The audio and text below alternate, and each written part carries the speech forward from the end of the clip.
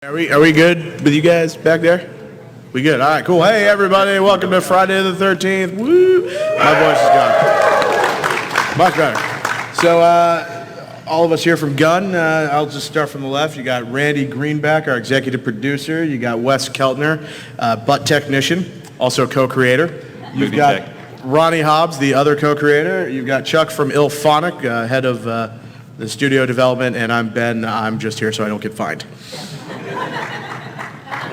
Today we will be talking about our Kickstarter. So the idea is, you guys might have remembered, we did a Kickstarter a long time ago, and we've since launched the game, and as of last count, 1.8 million units have been sold across Xbox, PlayStation, and PC. And that's thanks, hopefully, to you guys. I guess most of you played, or not. Wow, the excitement is palpable. All right, so first off, I just raise a hands. Did anyone here kickstart us, help us out? Hey. A few hands. Thank you very much. You guys really helped develop it, all that stuff. But I think I'm going to go ahead and let these guys get started, and we're going to go through the whimsical world of kickstarting. All right, but first, let's do some setup on our story, like how we got going. You want to show the thing first? The thing? We'll end with it. Okay, it's fine. Or we can leave with it. Do you want to leave with it? Okay. We don't know what we're doing. All right, let's leave with it. Whatever. Did anybody see our Twitch interview today? We did a Twitch thing at like noon. 12. We showed a video today, and we're going to show it again. It's the same video we showed this morning, but if you've been playing the game, this is one of the DLC packs we have coming out. So we just wanted to show it here. So, All right. let's watch it. Rated M for mature.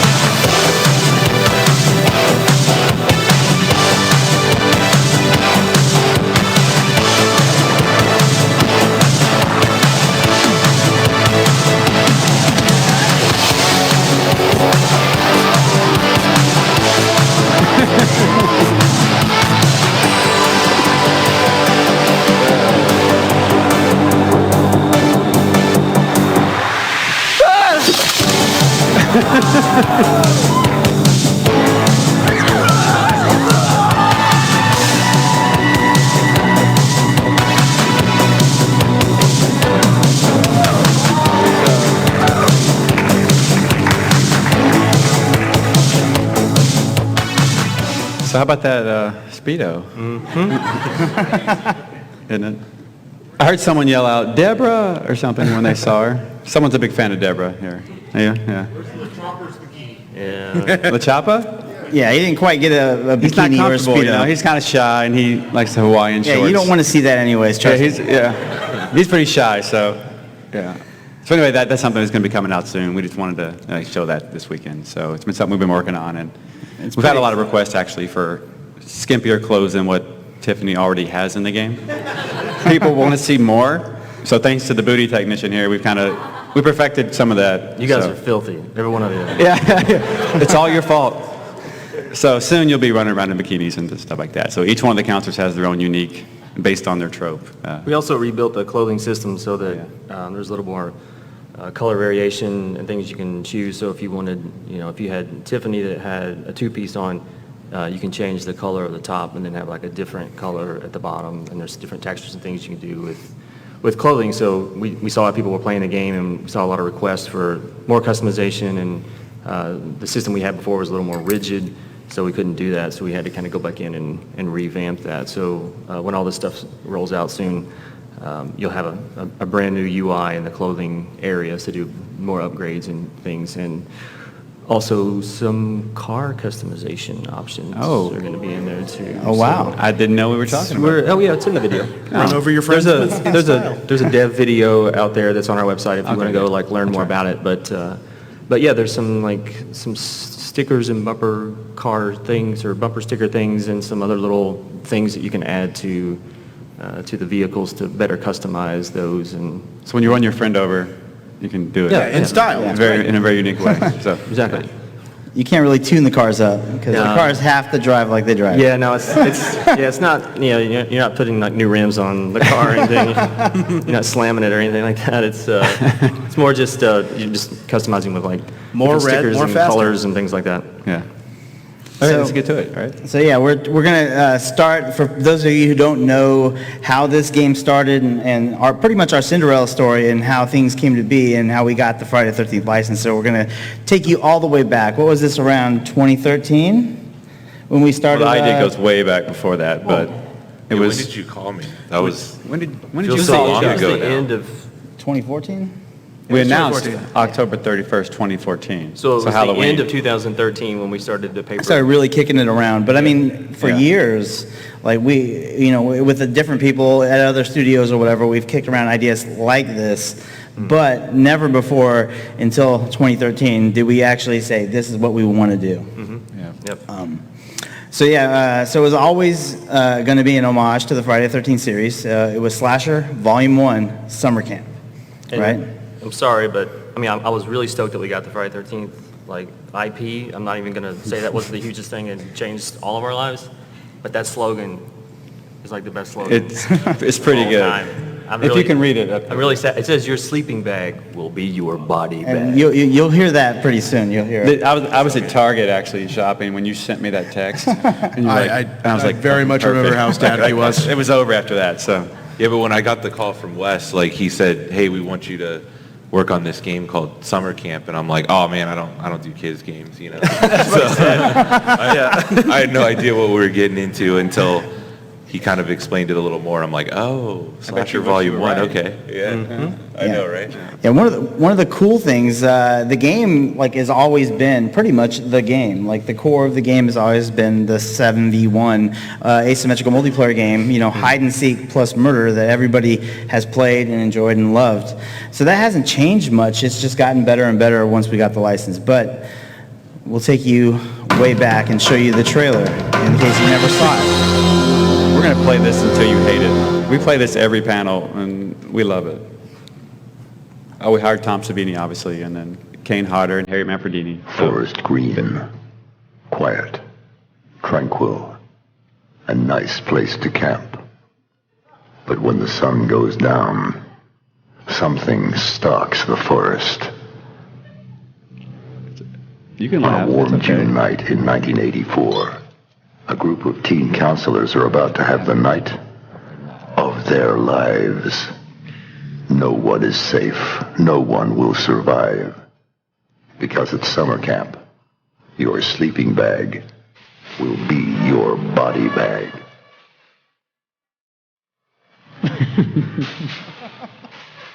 It's so good.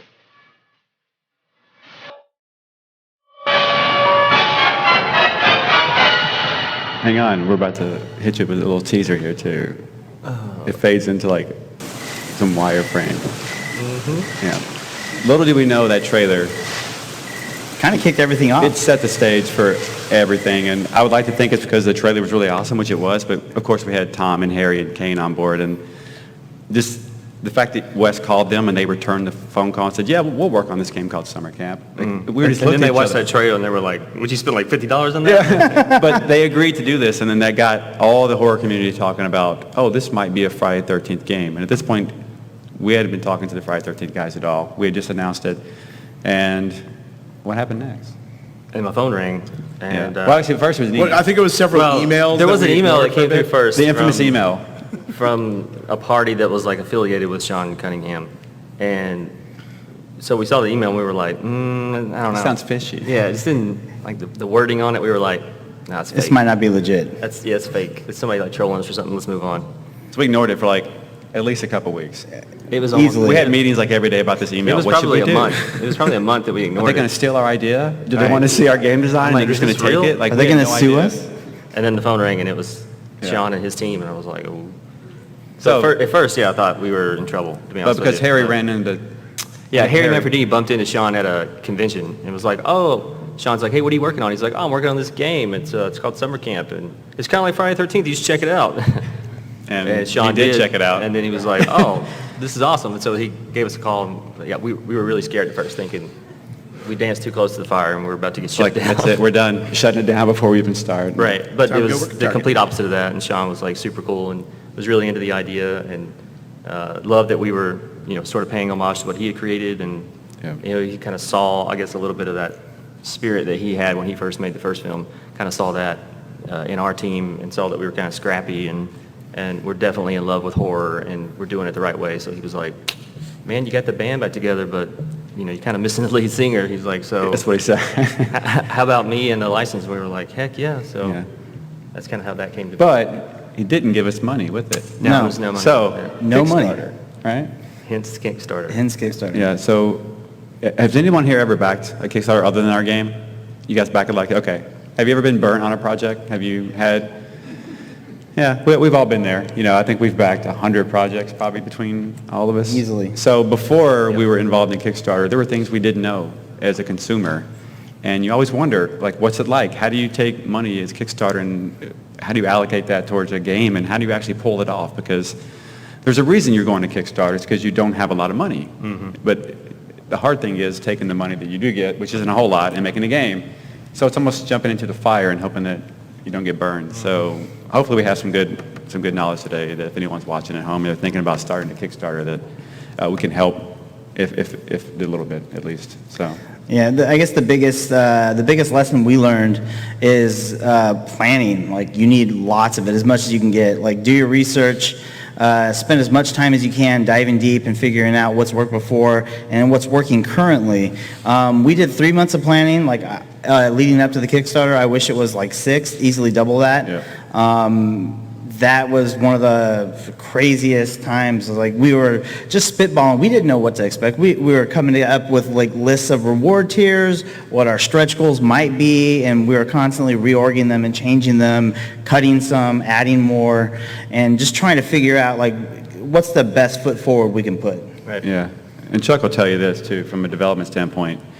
Because we only had 3 months to plan, as a studio we sat around and we said, hey, these are the things we want in our game, and we think we know a price for them. You think you know a cost of what they're going to be, and it's an estimate, but whatever you put on those stretch goal lists, you better be prepared to honor, Yeah. right? So you can't put something ridiculously crazy in there and then you get the money, then you can't pull it off. So that's what really causes a lot of uproar in the Kickstarter community is people putting in stretch goals and then they reach them and then they don't ever get it, or they cancel that, or they delay that feature and then it never comes out. So that's like the hardest thing to Yeah. deal with for us was planning those stretch goals. Yeah, and as a developer, I mean, there's so much that just goes into the Kickstarter and keeping up with it. I mean, even though, our job is to develop the game, I mean, there's still a lot of support we're doing for the Kickstarter to kind of keep people aware, try to, there's things we want to show everyone, but we know that things might be early and not ready yet, so we're trying to get those, buttoned up so that we can show them. So, it can really derail the schedule as well. It can derail the whole those few project. months. Yeah. I mean, if you make a wrong decision on a stretch goal, it can take your entire budget just quickly, and all of a sudden your game can't come out.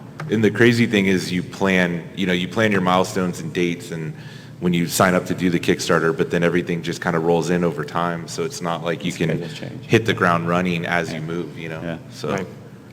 So some of the things that in this planning phase that we really kind of nailed, I thought, was, we really understood, since we were all big fans of horror and big fans of all these movies, we really understood like who the people we were talking to are going to be, what they wanted, what they were looking for.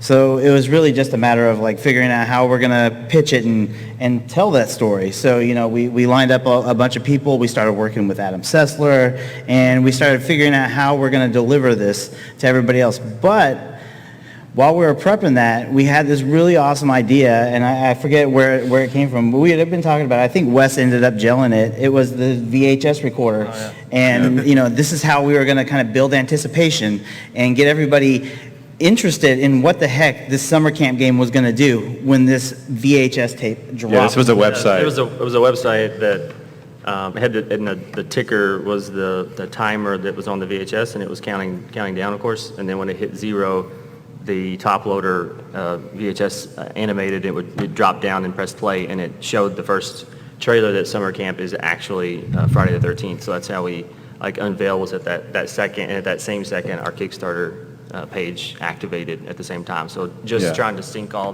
those moving parts up at the same time doesn't sound difficult. It is. But it was important, though. At the end of the day, we had a lot of horror communities and just forums and websites cover that ticker, and they were trying to anticipate what we were going to do. Yeah, and just based off this little game we had. So you need something like that too. You can't just launch your Kickstarter the day of and hit go and expect people to cover it. Yeah, the press isn't going to cover it. There's a lot of Kickstarter fatigue. But one of the big things we wanted to do was to use this site and build that buzz to collect emails so that when we did go up live, we can send out immediately to everybody, hey, Kickstarter's live, go back it now, because it is critical. It is vital that you have this big surge of backers in your first 3 days. So this was kind of our way to kind of get that going so that we would hit that mark that we knew we could fund if we were to hit it. I think it's, 30%? Yeah. Yeah. So like the lesson there in the initial before you launch is make sure you find a way to build some type of anticipation, and then find a way to get those people that are interested, find a way to keep them and hold on to them. That way you can contact them when you do make your announcement. Because we all sign up for things and we forget about them when we move on with our lives. And you go, oh yeah, I remember that thing. I put my email in there. So you have to get your target audience and hang on to them no matter what. So again, it's a full-time thing. You're talking everybody that messages you needs to be contacted. I mean, these are people that are interested in a project. They're the people that are willing to put money up and potentially not get something in return. That's the Kickstarter way. And again, we want to ensure that every single person knows that we hear them, that we listen to them. And I mean, it legitimately is a full-time job just to run the Kickstarter. You're not even working on the game, really. You're working on getting the game made, kind of thing. Which is a great point, because I don't know if you're going to cover this in a second, but you have to have someone allocated to the crowd. So you need someone working your Kickstarter that's responding to all the emails and doing all the updates. And that comments on the page. But that person cannot be your producer. It can't be anyone that's on the development team. So we made Randy do this job. Because we weren't prepared for the amount of work that it was going to cost someone. Yeah. It's a full-time job. So it was more. It was like 3 full-time jobs. So as a small studio, when you're launching your Kickstarter, you may not have more than 4 or 5 employees. So you need to outsource some help, like your friends, whoever that is well-versed in community and forums. You don't have to go super wide with the message, but you need to be able to always recontact people that reach out to you. So we didn't know that. Like we underestimated how much work Kickstarter was in terms of just updating the community, always. And so it was poor Randy, nonstop. And he was doing dev stuff with us too. So he was constantly doing gameplay with us and then battling all the other tasks. Yeah, so you need someone on your team for that. Somebody has to step up and do it, or you need to have somebody just ready to roll. It was 18-hour days, a lot of the time answering every email, and at the end of it all, I think I got pneumonia. Yeah, he almost died on us. So it's not a joke. It's a very easy thing to overlook. Oh, we'll deal with the Kickstarter messages later. That is the bulk of your time, and we had no one to do it, and we were ill prepared for that. So, right out of the gate, you have to know exactly, this is really important. What's the promise and what's the ask? You have to make it super clear. If people don't know why you need the money and you're not explaining it to them, they're probably not going to back it. So we broke everything down. We told them exactly why we needed it. And in our story, when we filmed these interviews, we told everybody, once we got the Friday the 13th license, expectations kind of grew. The scope of the game had to grow because of the fact that now we need to do multiple Jasons. We need probably multiple levels. It's got to be a much bigger game, and the expectations increase right there. So some of the things that we had to do was prep everything that needed to go up on the page, everything that kind of explained our reward tiers. Oh man, how long did that take? Oh God, the work. A month and a half, Everything you see on Kickstarter for every game, you're going to need at least a month probably to have a graphic designer, someone on your team lay that out. And if you don't have someone, you're going to be looking around how do we do this?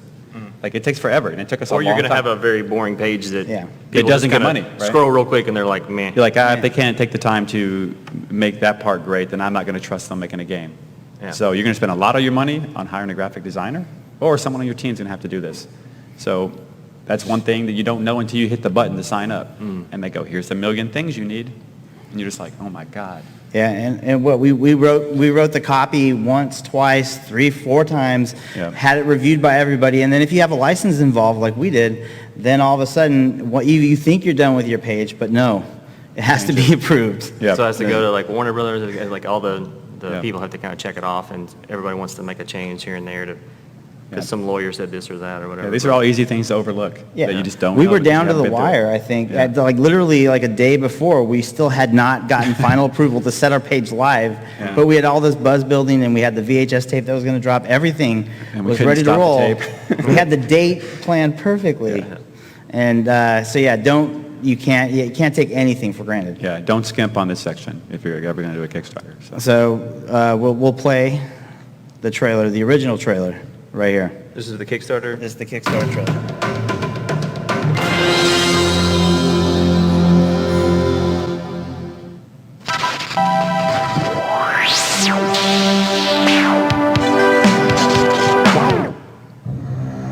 After it happened, I expected someone to do something. I expected parents to show up with questions and concerns. I thought the police would have done more, but nothing happened. Nothing changed. Shh, quiet. Someone will hear us. They opened it again the next year, and they were back to their old habits. Troy, did you hear something? Relax, babe. Probably just Steve trying to scare us. They're just kids, right? So was he. He was just an innocent boy. I was a good mother to him. My boy. My sweet, sweet Jason.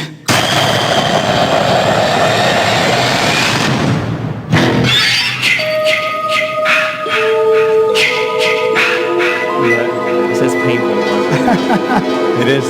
That's where we started, Look back right and there. see that. That's You kind see of stuff painful. that's so like, low poly models and the environments and So stuff. It's we like, put oh. that thing. I mean, we had to put that thing together really quick. Oh, yeah. And Yeah. it did help. While as you- trying to prototype the game on top of it. But overnight, like it was instantly, everyone was covering it. There was finally a Friday 13th game again. So, as painful as that is for us to watch, like just, it got his attention. And the world jumped on board and started funding our game. And it was really, we were really grateful for all that.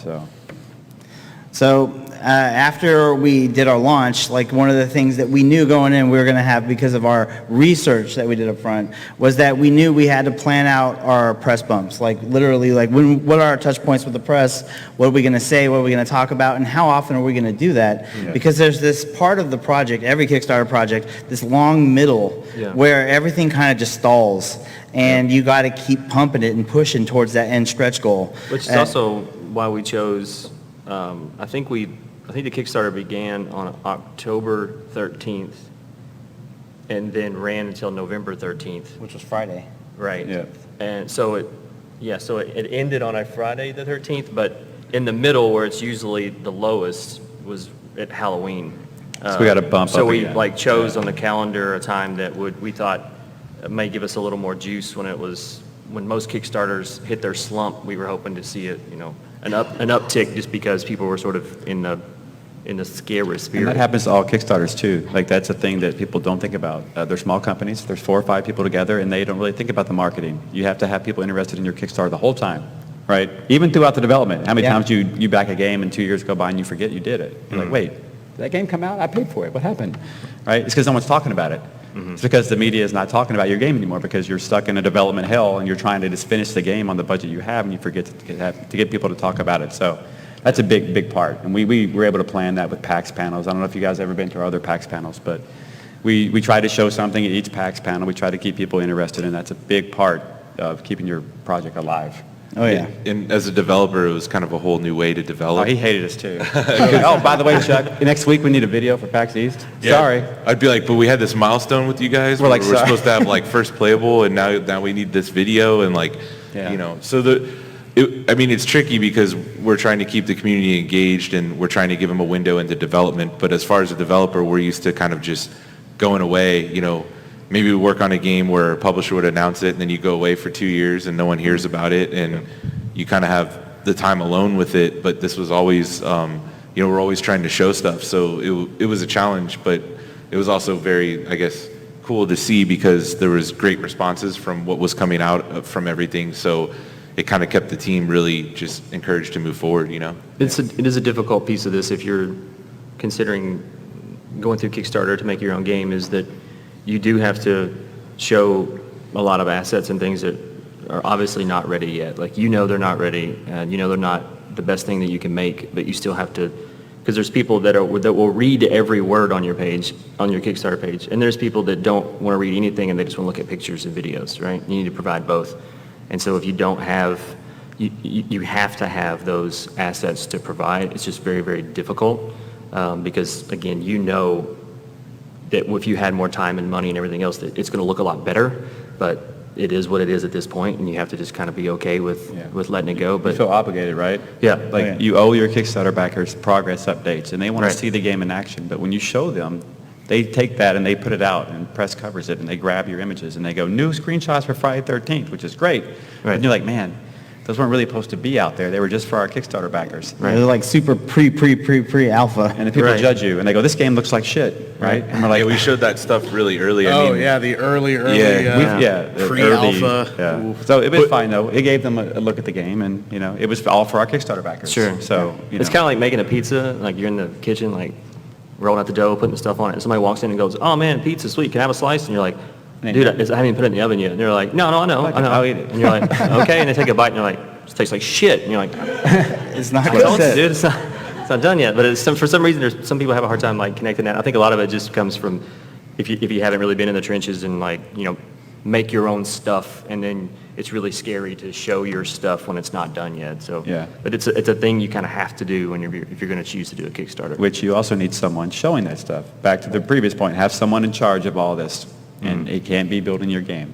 So that's a big, big lesson we learned. Yeah, and then this is when we started. We literally just fired up all of our social channels, and it was constant questions coming in. Like people Which is had, Ben. yeah, that was a boy. lot of Ben at that time. The horror. No, but it's really something like you touched on it earlier. I mean, you've got thousands and thousands and thousands, and I can go on that one, but so many people that, are they really going to read all of that Kickstarter? No. More than likely, no.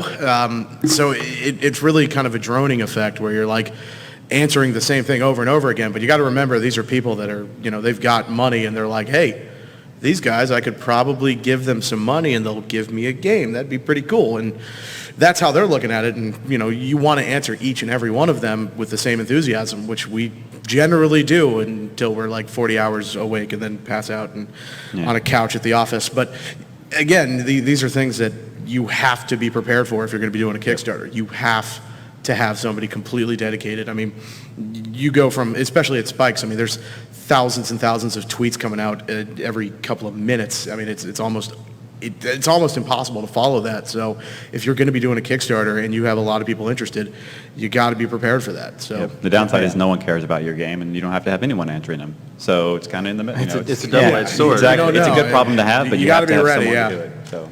And this is the time when we started figuring out, like, what's our plan for building community? Who's our core audience? And there were a lot of people who were active, like every single day in our Kickstarter thread that sits there at the comment thread at the bottom of the page. Mm-hmm. And we started building our Twitch up and streaming horror games, and answering questions live with people. And slowly but surely, our F-13 army, kind of came to be, and they were really vocal, and they ended up helping us educate people far more than we could have ever done ourselves. Oh, yeah. And they're right there out there. I mean, we've got fan-driven communities at this stage where, I mean, we've got a Discord server that's officially partnered now by Discord, and they work with the subreddit, and these are all fan-driven. We're involved in them, but we don't pull any strings. Like, we have no say in what that community does. All we can do is say, hey, here's some shiny new stuff, and let them do what they want, what they're going to do. But it's really something that if you're doing a Kickstarter where you've got this core fan base, you really do need to talk to them, because A, they believe in you, B, they're cool, C, they can really help spread that word. So it's something that anybody should be doing, is working with that community that is doing things for no payment.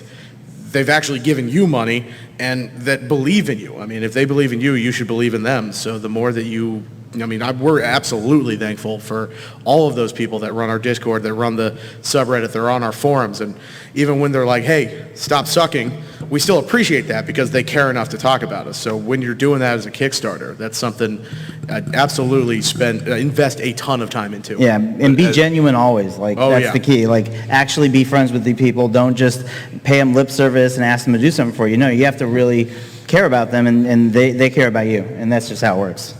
But yeah, and as a developer, I mean, that's kind of, once that community was built and people started, pledging for the Kickstarter, I think that's where, the pressure and the stress got really crazy on the development team because, I mean, if we don't deliver with the publisher, we know that they're prepared for the risk, right? But when it comes to direct interactions with backers, that's when it's like, oh, we really can't let these people down. I mean, we wouldn't be here if it wasn't for them, and now we have to really deliver on this. So. Yep, true.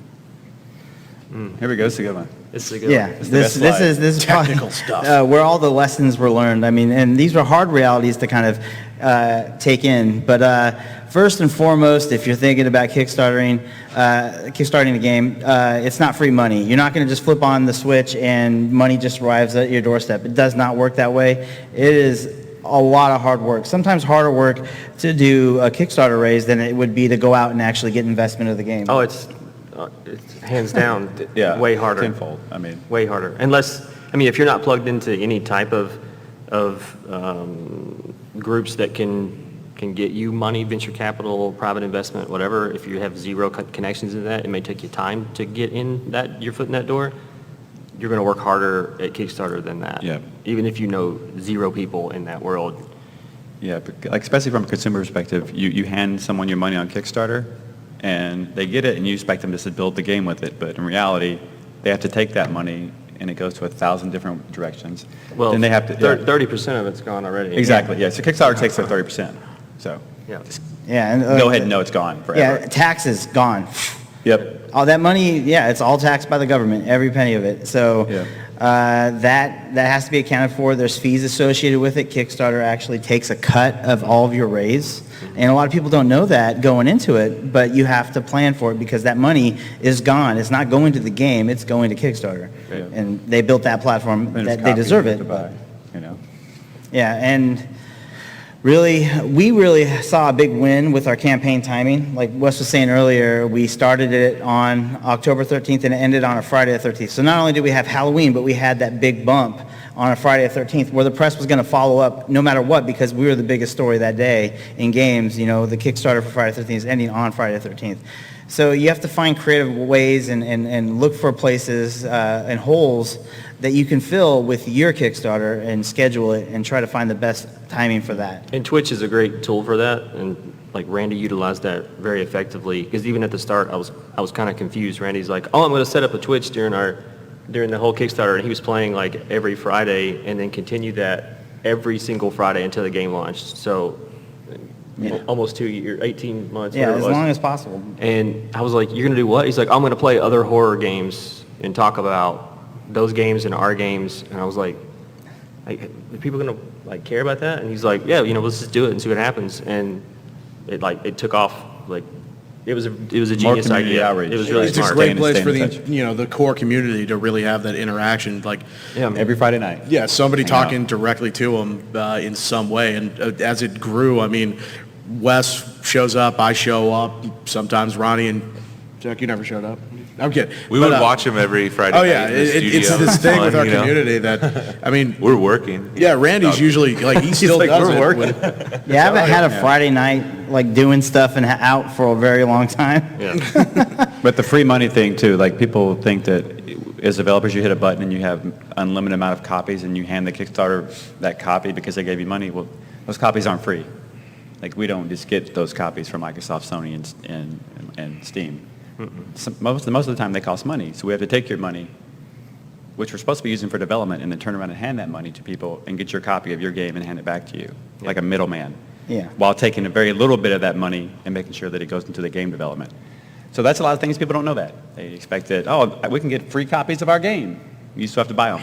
So There's free copies that you can get for like members of the press, but that's Yeah, like a there's small small, amount. very You small can't- amount. You can't go to them and say, I need 20,000 free copies, 20,000 please. copies They're of the like- game. They're like, okay, it'll be whatever. Yeah, and it's A very expensive number. it's a price point percentage of the. Yeah, It's, so I don't want to get it's into different the per exact- platform. Sony has their own rate, Microsoft Yeah. has their own rate, et cetera, et cetera. All things we had no idea about Man, until. that sticker shock was like, oh shit. Yeah. Because no one told us that, no one knew that. Yeah. Kickstarter, if you're a small team and you didn't have the money left over to buy that, it can derail your whole done. project. You're running done. out of money. Like and that's, to me, that's the biggest thing in this whole takeaway is if you're making a Kickstarter game, you're gonna have to buy those copies. Yep. A majority of them. So just save that money aside, which is difficult because you're like, I want to take it and I want to put it in the game. We need it, and then you can't touch it. You're never going to be able to give your customers their copy of the game. Right. So something else to live and learn by. But Another big takeaway that actually worked out really well for us was we planned out a whole bunch of early bird tiers, like people, and we made them very limited. You know, only so many people can get in and get the game at this price. And when those filled up really quickly, we're like, okay, well now what are we going to do? So the strategy quickly became, okay, well, all these buckets are filled, but we need to start creating new tiers, new rewards, and start encouraging those people who have those lower tier rewards, the early bird rewards, to kind of move up and get more and get the collector's edition. Or we started offering digital rewards, like we had the Camp Counselor database that we offered. We had Jason's tombstones. You can actually be a victim in the game and have a tombstone in one of the levels, have your name on it, name your cabin. We started adding these over time, and people in those early bird tiers would move out of that to these higher end rewards, and then that would create more spots for people to come in, and then we just wanted to kind of keep that churn going and keep moving people up with more enticing rewards. And that really worked out for us. That really saved us during that long middle when we were worried, so that we kept creeping up, getting closer and closer to the goal before the big surge at the end that all Kickstarters have that are doing somewhat well. One thing for anyone that is looking at that, one thing you really, really, really need to communicate is the difference on reward tiers. I mean, by the end, we had, like 30 some odd different tiers or so? Yeah, at least. We had quite a few, and I mean, there's still confusion with some of our rewards to this day. I mean, we've been out for, 3 months now? We still get emails like, hey, I didn't get my reward, and we have to go in there and look like, hey, that wasn't part of your, people, you really do need to be able to communicate what your reward is to the person, what they're paying for, and you have to explain these things because it can become times again. It can become every day. So just increasingly know that difficult. it's confusing. It's So going to be confusing forever. Oh, absolutely. So just one thing: communicate. So that's the other big thing is when you're on Kickstarter, it's all about transparency. Your backers, every day, they put their money in the game. They treat it in their head as an investment, and they want to know what the return is going to be and what's happening with their money, how's it being spent. So as soon as you're able to, it's time you have to try to take the people behind the scenes and show them something that they've never seen before. A lot of people don't know game development is really, really fucking hard. It's a lot harder than anybody out there would even imagine. There's so many things that can go wrong, and there's so many more people that are needed, and it's so costly and time and just time intensive that letting them see that you buy a little leeway for the development and how things are going to go. And when things get bumpy, because you brought them behind the scenes like we did, like when we take them to the mocap and show that, look how many people are here actually filming the mocap. It took 3 months to plan and all this stuff, and still we're going to hit issues. But always be open and honest.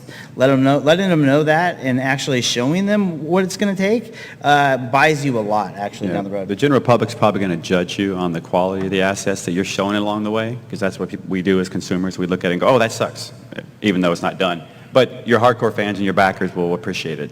So it's like you're giving them something positive, and you're always fighting the perception of the general community that, this isn't that good yet. So, but it's worth it. If you're doing Kickstarter, you have to be loyal to those people and show them along the way. So. And I'm sure Chuck can speak to this, but we were hitting problems with animation delays and stuff like that. And things were taking longer, but we wanted to be open and honest about it. So when we did updates, that would be included in every update is what's the status of the production side of things. Well, that's what's tough about even with the Kickstarters. You have to set a date when it's going to come out, but there's really not a bunch of error because people don't want to wait a really long time for something. But then when you have an error, it's easy for us in this industry to kind of go back to a publisher and they expect, and when everything's budgeted out and, you know, you work with a project that's a few-year development cycle, you know, all that stuff is kind of planned in. There's contingency plans and everything. So when you go back to the publisher, you know, asking for an additional 6 months is usually the publisher expects you to come do that maybe once or twice, right? Yeah. But it's a lot different when you have to go back and you're almost telling the backers like, hey, look, like we need an additional 6 months, and they're like, oh, 6 more months to wait for this, like, you know, almost like you're letting them down. Yeah, so it's really bad. tough because, you know, it's just something we're used to. That's kind of common practice in the industry is delays happen all the time, and that's why games really aren't announced, you know, until they could kind of see it's in the last 6 months or year of development, whatever. So yeah, that was a great challenge too, and it was a lot of just, you know, how do we communicate this? What's the best way to kind of break it? You know, we don't want to let people down, but, you know, we want to let them know that we're still here, we're still working, everything's still going good. It's just, you know, we hit an issue that we just didn't really foresee. So. Don't overstate how hard that was too. Like to all the backers at home, like we hated delivering bad news, but at some point, you know, you have to do it. You have to go, oh, we need more time. This is, you know, this time and money, you know, that whole thing. So another thing is like make the most out of everything you're doing. If you are doing mocap, take some cameras out there, like film it, get as much footage as you can, do some interviews while you're there and whatever. So like one of the things we did, we went ahead and we were shooting at our first shoot at Digital Domain out in Venice Beach. We got all this footage of all these kills in action, but also Kane kind of returning to wear the mask and actually become Jason Voorhees again, which is a great moment. Yeah, that was a big deal for horror fans. Just seeing Kane play Jason again. All you guys probably know this. It was a dream come true for us, and something that he really loved as well. So he was finally back. And, we've had how many mocaps now? Like 4 or 5. Yeah, 4. We just shot another one a month or so ago. As time's all morphing together at this point, but yeah, not only were we doing videos and recording all this at the same time, but we were doing live broadcasts from the set and taking people there. So our biggest community fan members, they were literally brought. The second we started broadcasting, they could see exactly what we were working on and exactly what everybody was doing and what Kane was doing on the set. And that really went over big.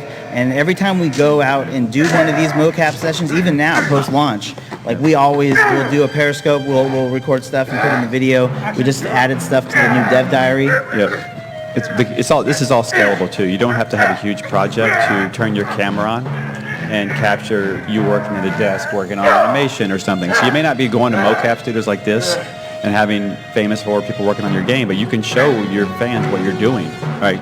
So, you know, it's all relative to size and scale. So we were lucky to have such horror icons on our game. That helped us a lot, and we had incredible kills. We get to kill people for a living. This is insane. Like, but at the end of the day, you can still do this if you have a small project, right? Oh, yeah. So, but yeah, we've done several of these videos, and we've probably seen them 1,000 times. So they're all over. We have 4 or 5 of those videos. So on the flip side, managing expectations. Like if people don't understand, like when you're not able to show the gameplay and everything's not fully realized, they still want to know like what they're going to get.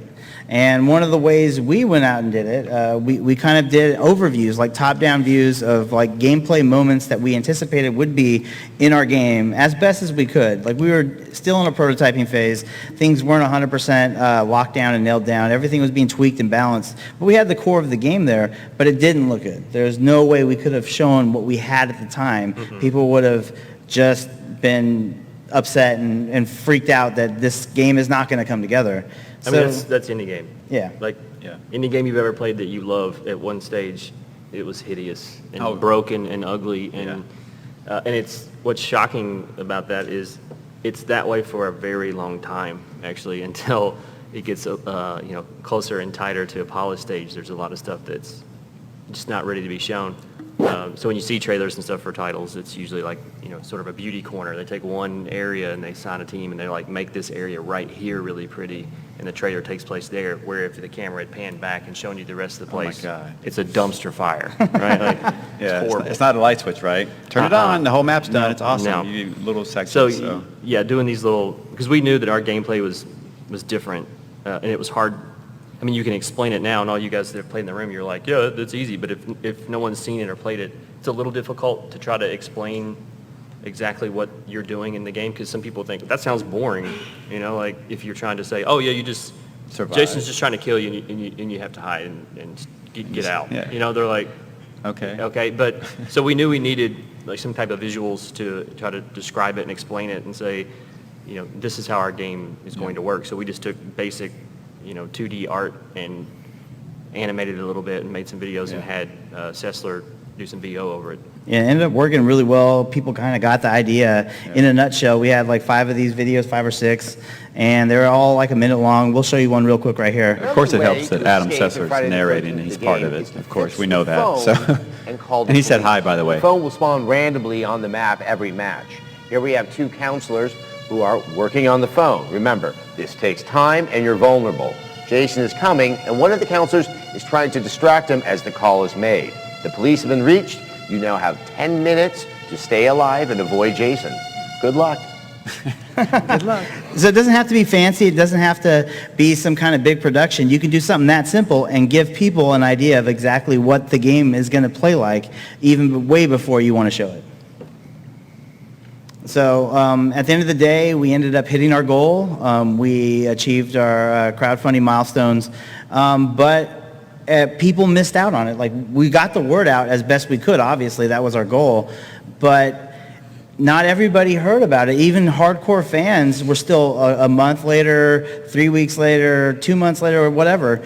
They were still contacting us. How can we get in? How can we back this? It sucks that we missed out on it. We want to help you. Yeah. So Slacker backers are usually like extensions of the Kickstarter that developers will do. And we named ours a slasher backer, obviously, because it's a slasher game, right? Yeah. But we went with Backer Kit, because at the time they were offering a really sweet deal, and it ended up working out really well for us. We sold stuff like our virtual cabin, which a lot of people had fun playing with and hanging out with, and seeing more behind the scenes stuff through that we're working on. But yeah, you just have to ensure that all of your items are clearly labeled, everything is detailed, and all the explanations of when people can expect to get something are all there, everything's set up, and always keep updating your FAQ as well. Real quick though, do you think we could have launched this game without doing Backer Kit? At the end of the day, it helped fill the gap. I don't know how much we want to tell, but when Kickstarter's over, you might have 20,000 pieces of information of your customers' information, right? So how do you contact these people? How do you get them their game?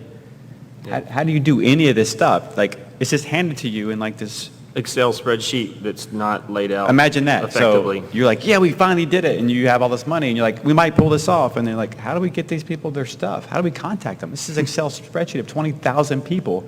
Yeah, it's a nightmare. Yep. So people don't know that. So that's why Back Your Kid exists, because they came in to fill the void, and they handle all that stuff for you, so that when you want to send out an email to anyone who had a certain tier, you just go, yep, and you do it, and it's clean, and it does it all at once. I mean, it's still a little bit of work for you. Yeah. But without Back Your Kid, it would have been a nightmare. We don't even know what we've done. we were looking around going, what do we do? Yeah. And Back Your Kid takes their cut too. Sure. Yeah. So there's more money gone. Got their hand in the pot. So. But I mean, I mentioned about being a double-edged sword, that if you come out and you have 100 customers, you can do that. You can do that all day, right? Like, that's not that difficult.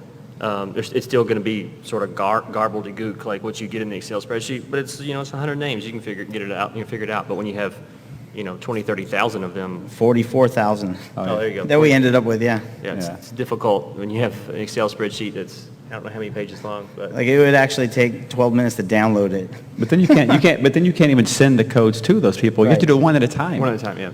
Imagine that. That took forever. And that's what Backer Kit provides. So you do pay for Backer Kit, but they are worth it, because that's the services they provide. They found a hole and they filled it, and if we had to send those codes out, you'd still be waiting on your game. Yeah. Like, you still would not even have your digital code yet.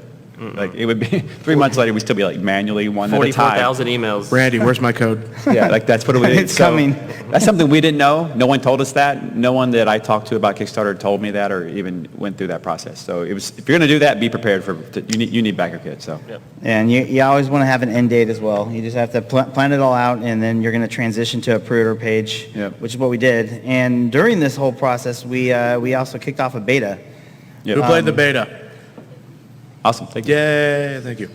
Very cool. Yeah, and you while you're doing the beta, again, you just want to make sure if you're going to do a beta, if it makes sense for your game to release it, let people check it out, then just be ready to collect data on it, kind of figure out, how your players are using the game, playing the game, work with the community. But yeah, you want to get feedback when it's over as well. So, and I think you set up the survey that we ended up actually doing. Yeah. I made that card too. All right, I liked it. Thanks.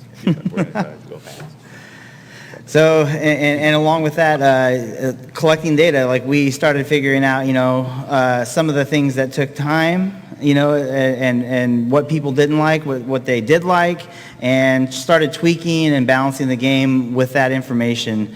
So we could start to figure out, here's our list of everything people are asking for.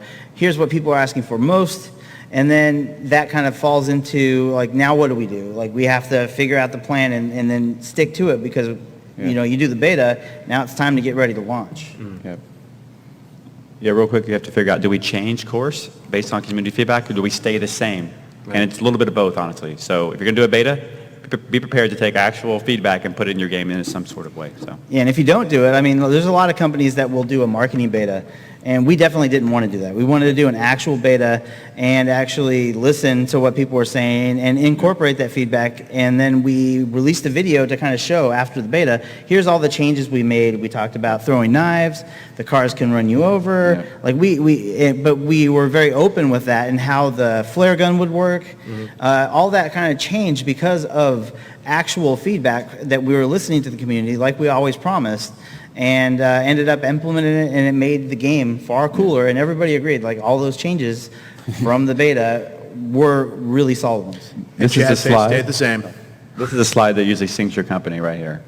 Like this part right here, it's like, oh, oops, we ran out of money. What do we do?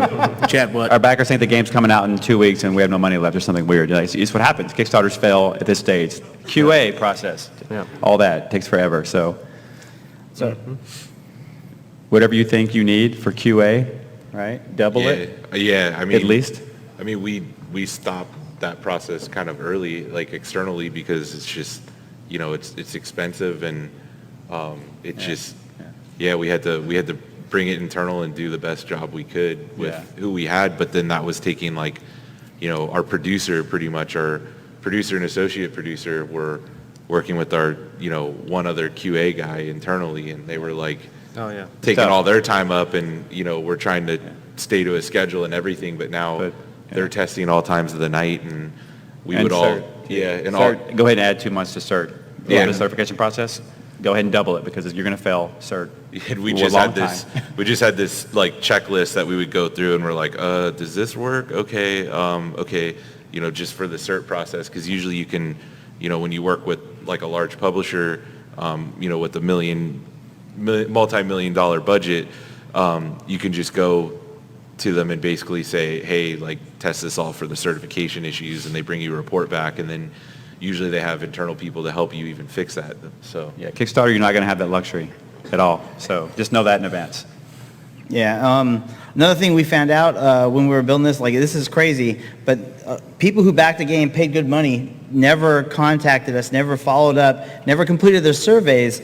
And we're just like, well, we got your money. We really want to give you your stuff. Like, why will you not get back to us every time we send another email? So that was a fact that I never even thought could even have been a possibility. But, like, we have over 1,000 people still after post-launch that are just sitting there. They either don't know they have a code waiting for them, they forgot, or they just don't know how to collect it, and they don't know how to log in and complete their survey.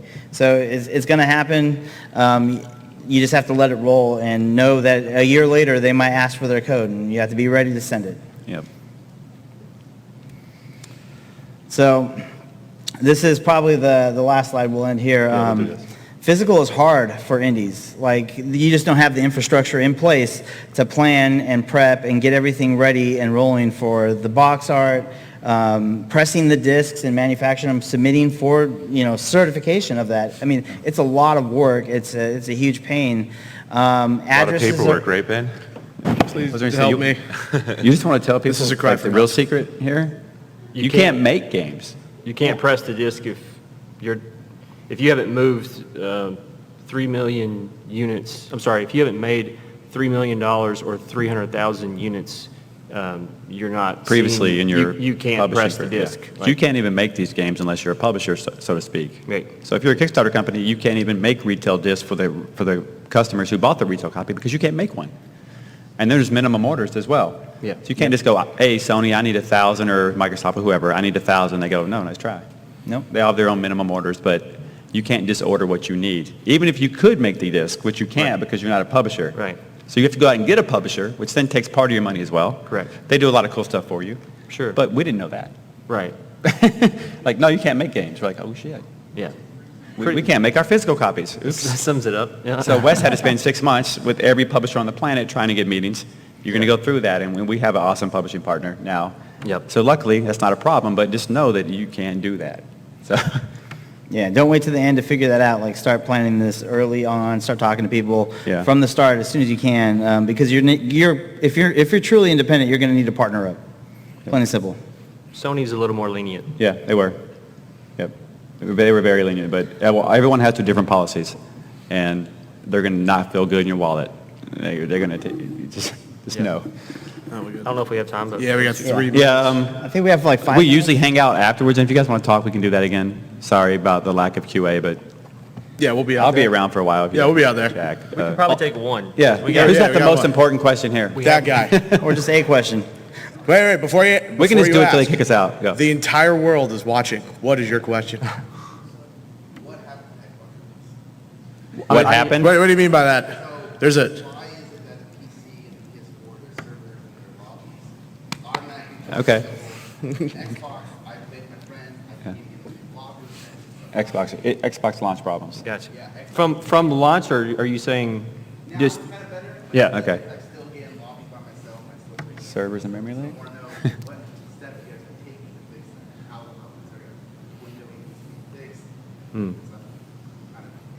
Sure. All right. Chuck, you want to lead that one out? Yeah, no, I mean, there was a lot of things like with that. I mean, we ended up moving to a new matchmaking system that, Microsoft ended up working with us on and all that stuff. So it was pretty new. That was kind of supposed to help, but it's also new tech kind of rolling in, after we launched. I mean, really what happened is we overloaded their matchmaking servers. And they have certain limits. They start throttling you. So when everyone kind of jumped on in the beginning, it just wasn't an efficient algorithm really. And it wasn't really like, it's matchmaking something that is built over time, and there's no way for us to easily tell like how stuff is going to hold up, because you have to think like at most we might have, 20 dev kits or something like that we're testing against. So we're testing against a very small sample size. So we're trying to build everything to test scale. But really, I mean, it's like every company kind of has those issues, like Ubisoft, Activision, like all those companies have these algorithms that are built on over time and years, and they're made for large player bases. So that was a lot of it in the beginning. Then we switched to a new system, which still kind of has its kinks and everything. And right now I can tell you that we've actually decided to build our own internal matchmaking algorithms across all platforms. So we're moving to our own system that's coming soon with some other stuff. I don't know. Well, dedicated servers we've already. Yeah. confirmed. Okay. Yeah. So that's gonna help. We have other companies we've been partnering with for it. So it's a mistake we never want to make again.